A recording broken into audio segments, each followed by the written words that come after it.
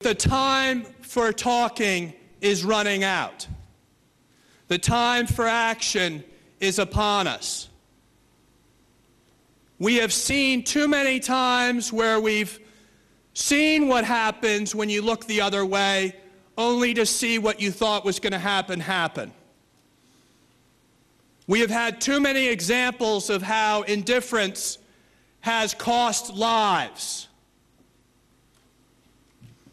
And this morning we are going to focus on making sure that we recognize the pattern so that we don't fall victim of repeating the same mistakes again. This morning we heard disturbing news from the UN Assistant Mission for Iraq, Martin Kobler. Martin Kobler made a pronouncement today. He told the residents of Camp Ashraf that they must accept Iraq's rule, that all of them need to be relocated to unknown locations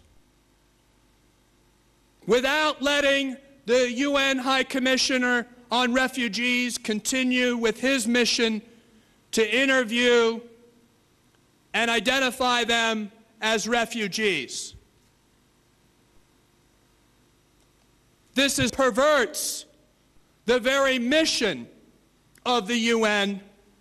It's disturbing for the United States, who guaranteed the protection of these residents and who is about to welcome the leader of Iraq at the White House on December 12th. If what we see happen on December 12th and after to be nothing more than a repeat of what we saw in July when former Secretary Gates met with Nouri al-Maliki on the 27th, only to see the next day and the day after a brutal attack in 2009 on the people of Camp Ashraf. Iraq certainly knew what it was doing.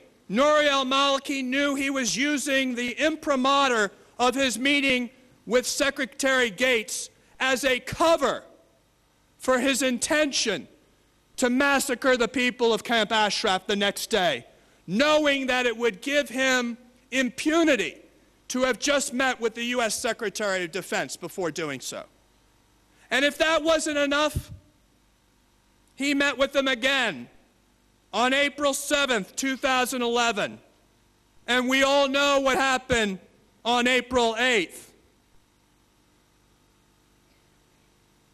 Are we going to see a repeat when Nouri al-Maliki comes to the White House on December 12th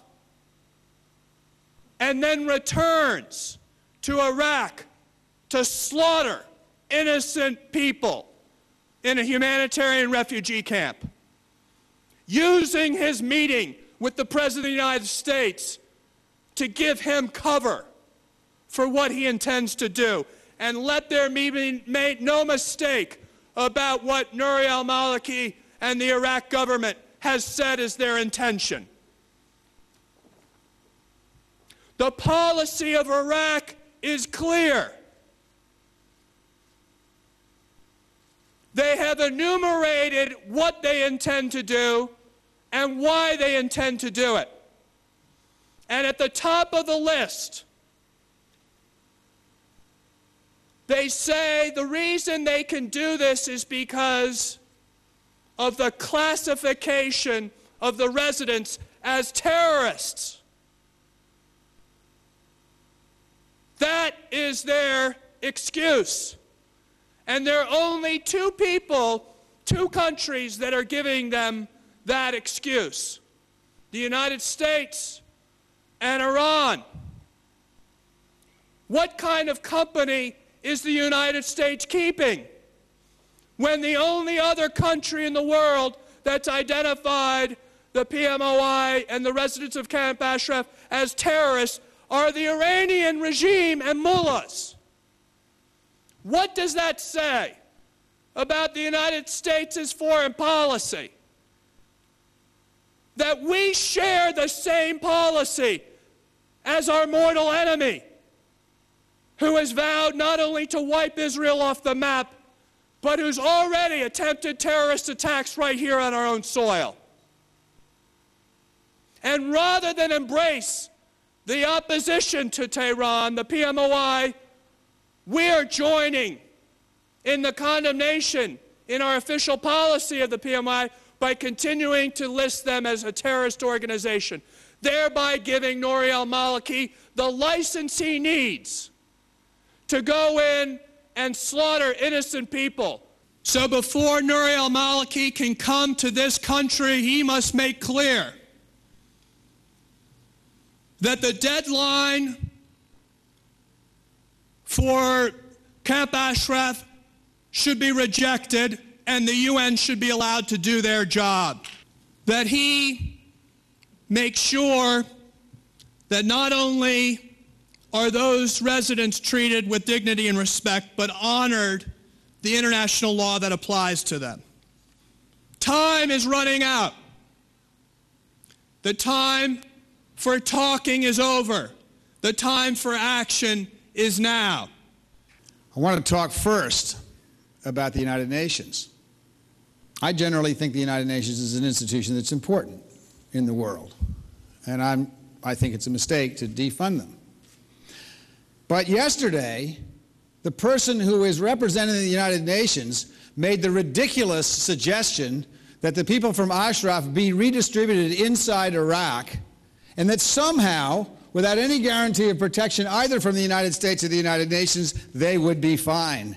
How can I go to the Congress of the United States and ask them to restore the money for the United Nations if this kind of cowardly policy is what we get in return from the United States? Can do better than this, and I ask the representatives of the United Nations to think about what they are doing. We expect, in return for our investment in the United Nations, we expect courage. And we have seen virtually none of it from the UN in protecting these 3,500 individuals in Ashraf who have written guarantees, every single one of them, from the United States government that we would protect them, and who have been screened by the Federal Bureau of Investigation's anti-terrorist squad, and not one of them has been found to have terrorist connections. Explain to me, Martin Kobler, what rationale you give for what you have done, which is essentially to sign the execution okay for 3,500 unarmed civilians. That is not what the United Nations is supposed to be doing. I understood that White House visits were a status symbol, something that was very important to the people who were getting them, a sign of recognition that these are important countries. We have not mentioned that Prime Minister Maliki is under investigation by the Spanish judiciary for war crimes which occurred in Ashraf in April of 2011. How is it that the President of the United States is now inviting a person who is being investigated for war crimes to come and sit in the Oval Office? That Oval Office does not belong to the President of the United States. It belongs to every one of us Americans, and we need to be proud of the people that sit in it. There is not any question that the Prime Minister sent Iraqi troops into Ashraf on April 8th of 2011, and that 36 Ashrafi were murdered in cold blood by the troops that were sent by Maliki. That means that if that evidence turns out to be true, and I believe it is true, that he will in fact be convicted in the Spanish courts of war crimes. I believe that Nouri al-Maliki, the man who we enabled to be elected Prime Minister of Iraq, is a war criminal. The United States government needs to pay attention. We get reassured that they are paying attention. It is not enough to say you are paying attention. We have 41 days left. I understand that the ambassador has said, well, we want to be helpful, but we don't have a responsibility. Mr. Ambassador and Mr. President, we do have a responsibility. We gave our word and we gave it in writing. We have a responsibility. It is a legal responsibility. I do not want my country to be complicit in the carrying out of war crimes. As the Dutch found out in Srebrenica, people who turn the other way are complicit. I'm in this because I think a terrible injustice is being done to 3,500 people who we promised to keep safe. I believe the United States is a great nation and that we have to keep our word. Mr. President, we need to act now, not just for the people in Ashraf, not just because we are wanting to stand up and have regime change in Iran. We need to act now because we are standing up for our own country when we stand up for the people in Ashraf. And if we fail to do that, we have not just been complicit in the murder of 3,500 people who we promised to defend. We are complicit in debasing our own country, and I do not believe that any American president ever should be part of that.